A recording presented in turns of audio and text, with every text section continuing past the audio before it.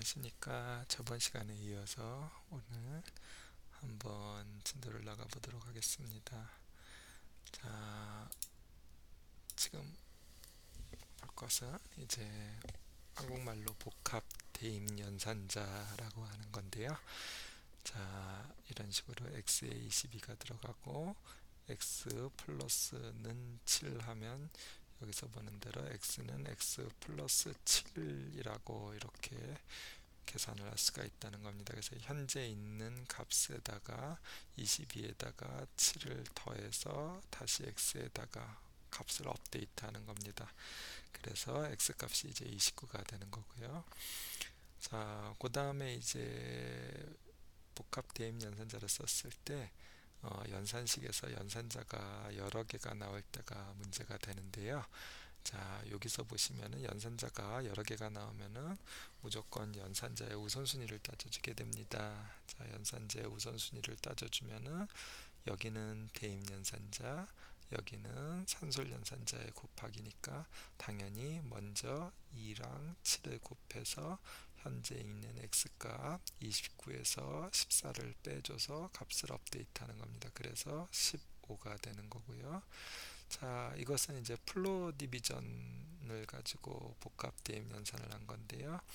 그래서 현재 15 있는 값을 우리가 5로 플로어 디비전, 그러니까 목 연산을 해서 이런 식으로 업데이트를 합니다. 그러면은 이제 인티저 값이고 인티저 값으로 플로어 디비전을 했으니까 이제 인티저 값인 3이 나왔고요. 자, 여기서 이제 좀 신경을 써야 될 겁니다. 여기서 복합 대입 연산자 하나 있고요.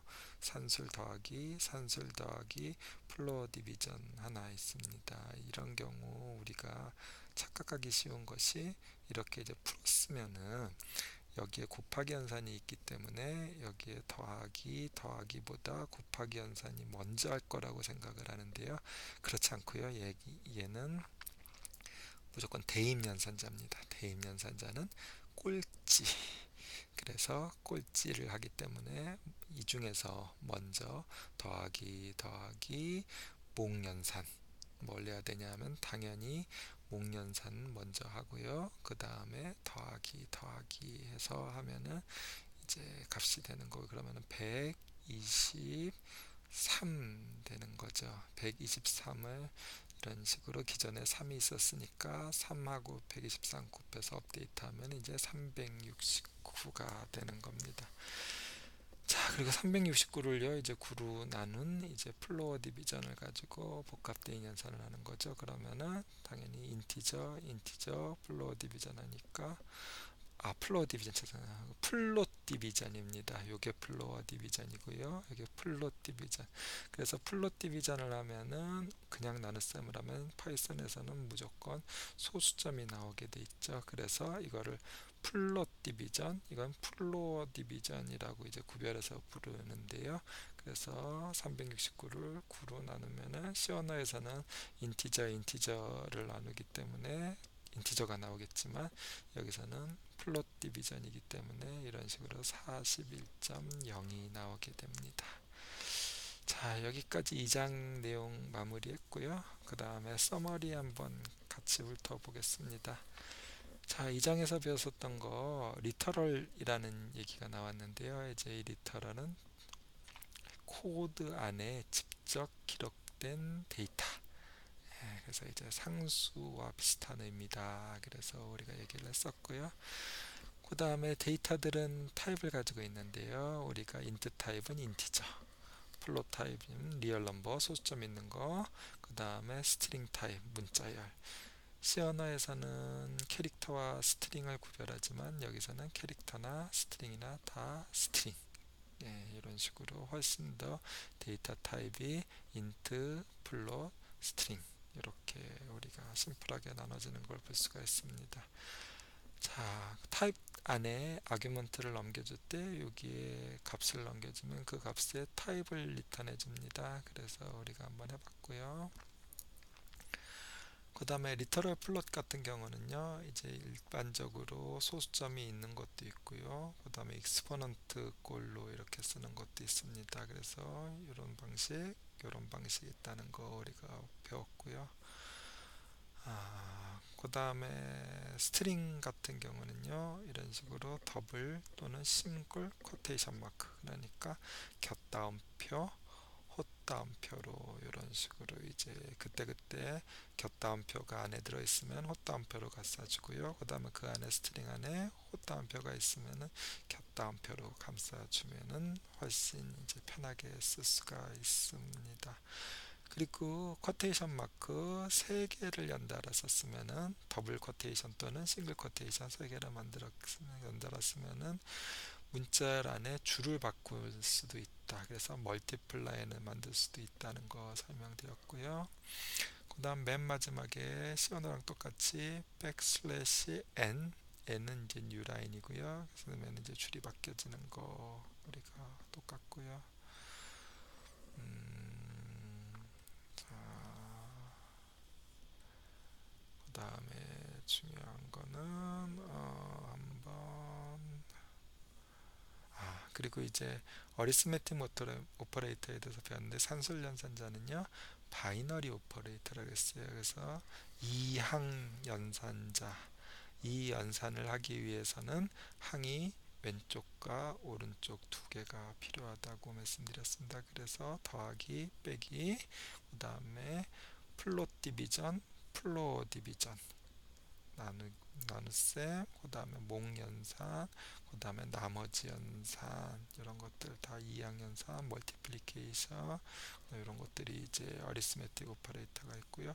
그 다음에 에스터리스크 두 개를 쓰면 익스포넨시에이션이죠. 그래서 이렇게 값을 구하는 거고, 플롯 디비전은 우리가 신경 쓸게, 플롯 디비전을 할 때 레프트 라이트의 항들이 둘 다 인티저라고 하더라도 무조건 플롯이 나온다. 그래서 이름도 플롯 디비전이라고 파이썬에서 이제 부르는 경우가 많거든요. 그러면 훨씬 더 플롯 디비전 하고 헷갈리지 않을 수 있을 겁니다. 무조건 파이썬에서는 나머지 연산을 하면은 소수점 플롯이 나온다. 그 다음에 플로어 디비전 같은 경우도 이제 몫이 나오긴 하는데 이 경우에는 인티저냐 플롯이냐에 따라 가지고 나오는 값이 인티저일 수도 있고 플롯일 수도 있고, 몫은 나오긴 하지만 플롯인 경우에는 점 0이 붙는 이런 형태로 나오겠죠. 그래서 설명드렸고요. 그 다음 모듈러 오퍼레이터 같은 경우 나머지 연산 같은 경우도 이렇게 나머지 플로어 디비전하고 남은 나머지를 우리가 구할 수 있습니다. 그 다음에 디비전 모듈러 함수 이렇게 하면은 두 개를 돌려주는데요. 플로어 디비전하고 모듈러 오퍼레이션을 하는 요 두 가지를 콤마로 돌려주니까 시뮬테이너스 어사인먼트 오퍼레이터를 써가지고 두 개를 받아가기만 하면 앞에 거 뒤에 거 이런 식으로 받아서 하면 사용하면 됩니다.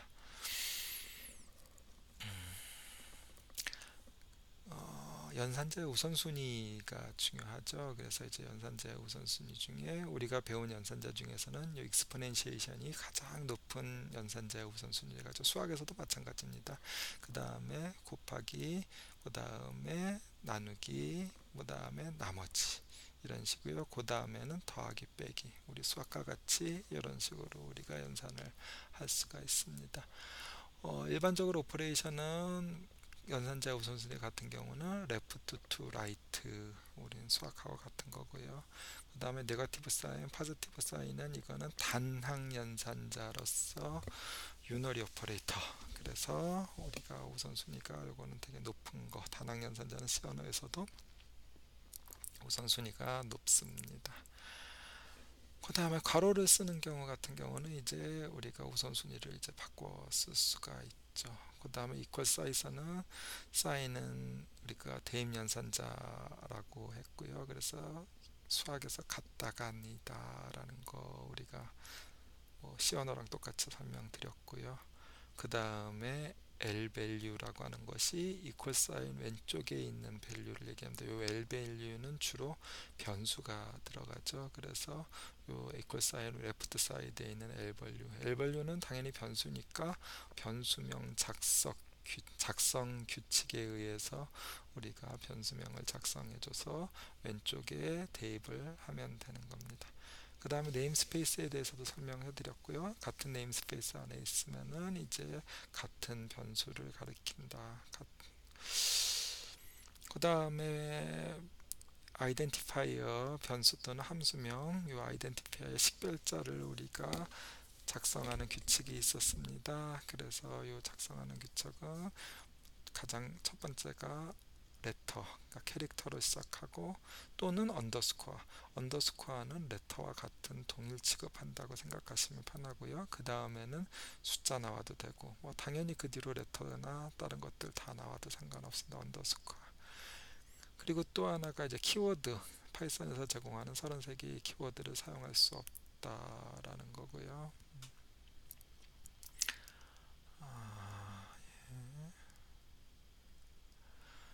그 다음에 시뮬테이너스 어사이먼트 오퍼레이터는 콤마를 써가지고 두 개가 동시에 대입이 된다라는 게 중요합니다. 그래서 저번 수업 시간에도 우리가 동시에 대입되기 때문에 어떤 일이 벌어지는지 수합하려고 변수 두 개 값을 바꿔가는 걸 가지고 우리가 했습니다.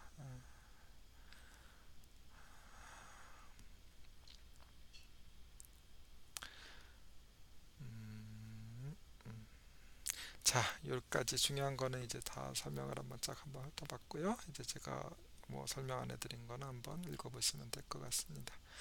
자, 이제 리뷰 퀘스천입니다. 이 리뷰 퀘스천이 굉장히 중요한데요.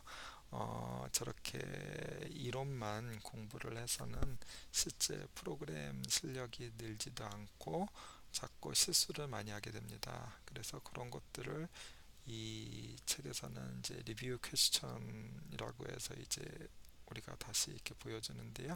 요거를 저와 같이 한번 풀어보면은 될 것 같습니다. 리뷰 퀘스천은 잠깐 끊고 그리고 이어서 하겠습니다.